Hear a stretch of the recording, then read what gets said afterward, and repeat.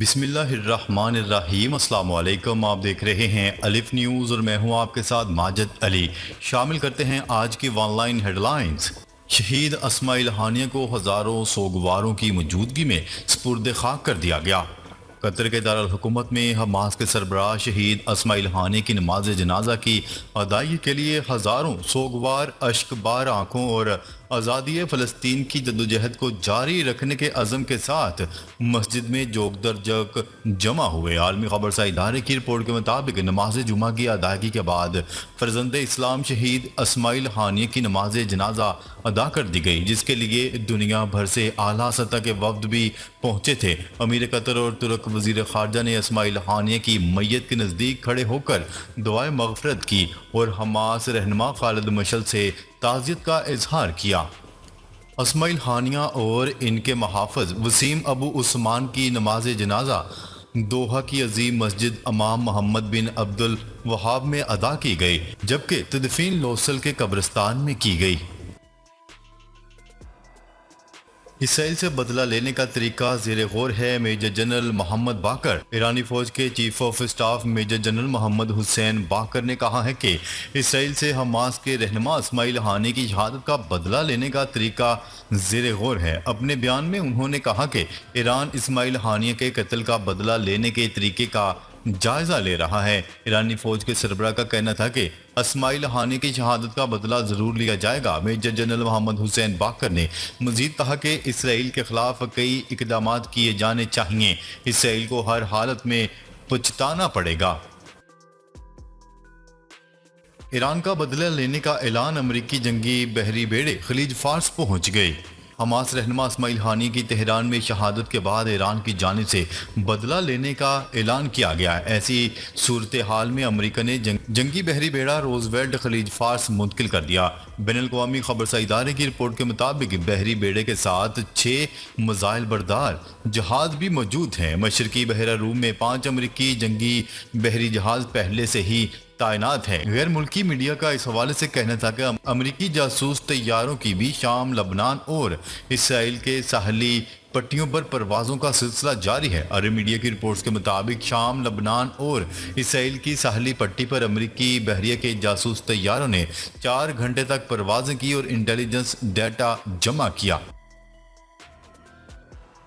ترک صدر رجب Tayyip Erdogan نے اپنے امریکی ہم منصب جو بائیڈن سے کہا ہے کہ اسرائیل غزہ میں سیز فائر کے بجائے جنگ کو وسیع تر خطے تک پھیلانے کی کوششیں کر رہا ہے۔ ان خیالات کا اظہار ترک صدر نے جو بائیڈن کو جمعرات کے روز کی جانے والی ٹیلی فون کال کے دوران کیا۔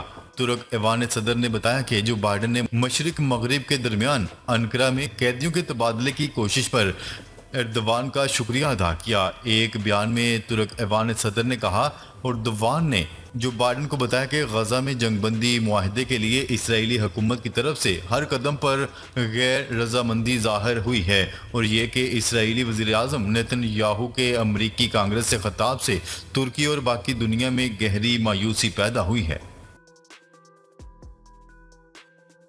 اسرائیل پر کیے گئے حملے کا بھاری بدل چکائیں گے، نیتن یاہو نے خبردار کر دیا۔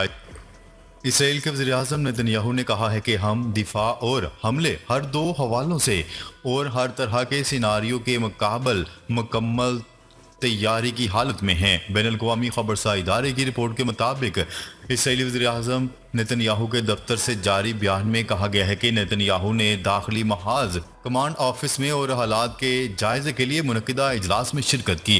اسرائیلی وزیر اعظم کا اجلاس میں کہنا تھا کہ دفاعی حوالے سے بھی اور حملے کے حوالے سے بھی اسرائیل ہر طرح کے منظرنامے کے مقابل مکمل تیاری کی حالت میں ہے۔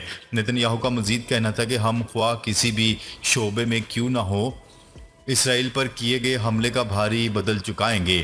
جو ہمیں نقصان پہنچائے گا ہم بھی اسے نقصان پہنچائیں گے۔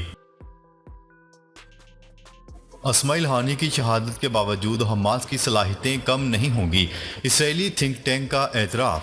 غیر ملکی میڈیا کی رپورٹ کے مطابق اسرائیلی تھنک ٹینک کا کہنا تھا کہ حماس سربراہ کی عدم موجودگی حماس کی فوجی یا سیاسی صلاحیتوں پر اثر انداز نہیں ہوگی۔ انہوں نے کہا ہے کہ اسماعیل ہانی کی شہادت سے غزہ میں حماس کی جاری پالیسی پر کوئی فرق نہیں پڑے گا۔ حماس کو اسماعیل ہانی کا متبادل تلاش کرنے میں کوئی مشکل نہیں ہوگی۔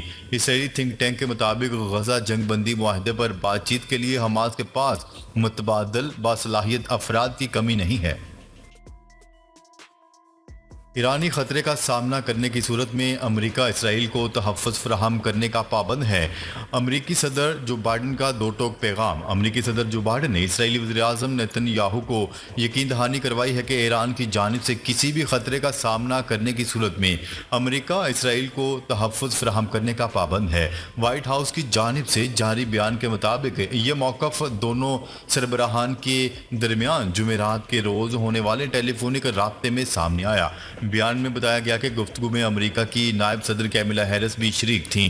اس موقع پر صدر جو بائیڈن نے خطے میں بھڑکتی ہوئی کشیدگی کو ٹھنڈا کرنے کے لیے جاری کوششوں کی اہمیت پر زور دیا۔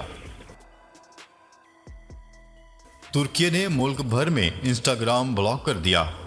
ترکی نے ملک بھر میں social media plate form Instagram block کر دیا۔ غیر ملکی خبرساز ایجنسی کی رپورٹ کے مطابق ترکی نے انسٹاگرام بلاک کرنے کی وجہ واضح نہیں کی، لیکن ملک بھر میں انسٹاگرام موبائل ایپلیکیشن بھی بلاک ہے۔ رپورٹ میں بتایا گیا ہے کہ ترکی میں انسٹاگرام بلاک کرنے کا حکم ترک انفارمیشن ٹیکنالوجی اور کمیونیکیشن اتھارٹی کی ویب سائٹ پر جاری کیا گیا۔ یہ اقدام بدھ کے روز ترک کمیونیکیشن کے عہدیدار کے تبصروں کے بعد کیا گیا، جنہوں نے اسماعیل ہانی کے قتل پر تعزیتی پوسٹ بلاک کرنے پر انسٹاگرام کو تنقید کا نشانہ بنایا تھا۔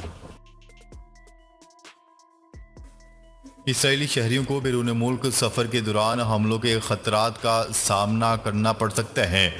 اسرائیل نے تہران اور بیروت پر تازہ حملوں کے بعد اپنے شہریوں کو جوابی طور پر بڑھ جانے والے خطروں سے خبردار کرتے ہوئے کہا ہے کہ وہ بیرون ملک سفر کے دوران اضافی احتیاط سے کام لیں۔ اسرائیلی قومی سلامتی کونسل نے جمعرات کے روز جاری کیے گئے الرٹ میں کہا ہے کہ ایران اور اس کے اتحادی حماس اور حزب اللہ ملک سے باہر اسرائیلی شہریوں اور یہودی اداروں کو نشانہ بنا سکتے ہیں۔